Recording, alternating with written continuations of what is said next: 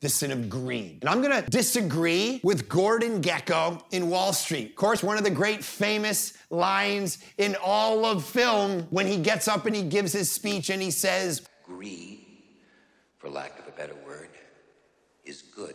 Hey, we gotta understand, we gotta go with the Bible on this one. We gotta go with God on this one. Ultimately, greed is the opposite of good. It takes us, shrivels us, kills us, destroys us. Jesus came along, Gospel of John, he said that the devil is a thief, he steals, he kills, and destroys. And a big way that he does that, here's what you and I gotta understand. The devil can't just kind of come at us and like touch us with his claws and whatever we kind of think up through medieval art. He actually does it through stuff, through people, through systems. He doesn't do it directly. It is oftentimes in our lives through greed. Let me give you the definition of greed. It's an excessive pursuit of material goods. Greed is the desire for material wealth or gain, ignoring the realm of the spiritual. It's also called avarice, or, as we're going to talk about, take this for a biblical word, covetousness. Thomas Aquinas, way back in the day, he wrote, greed is a sin against God, just as all mortal sins, inasmuch as man condemns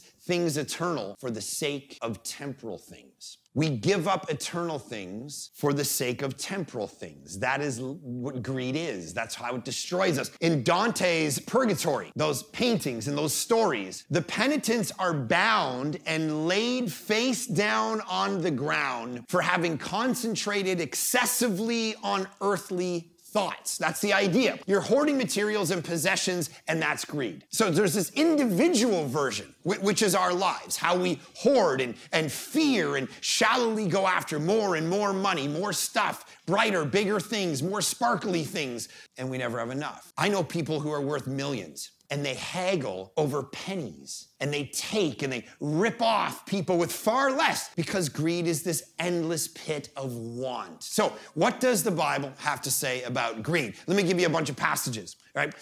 Here's a quote. But the cares of the world and the lure of wealth and the desires for other things come in and choke the word when it enters a person's life, and it yields nothing. That's Mark 4. That's a parable of Jesus. Here's another one. He said to them, take care. Be on your guard against all kinds of greed, for one's life does not consist in the abundance of possessions. That's Luke chapter 12. Here's another one. Do not wear yourself out to get rich. Be wise enough to desist. When your eyes light upon it, it's gone. For suddenly it takes wings to itself, flying like an eagle toward heaven. That's the book of Proverbs, chapter 23. Here's another one. The lover of money will not be satisfied with money, nor the lover of wealth with gain. That is vanity. And then one of my favorites, one of the most convicting ones, 1 Timothy chapter 6. But those who want to be rich fall into temptation and are trapped by many senseless and harmful desires that plunge people into ruin and destruction. For the love of money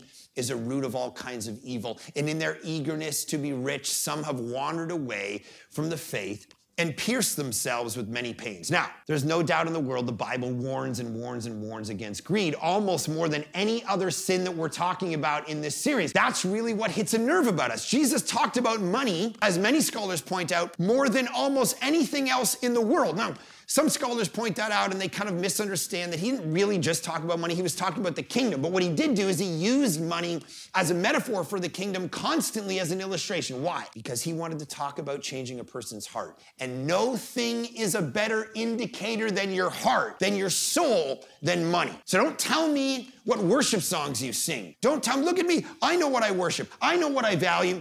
Look at my worship songs. Look at the Bible verses I post on Facebook.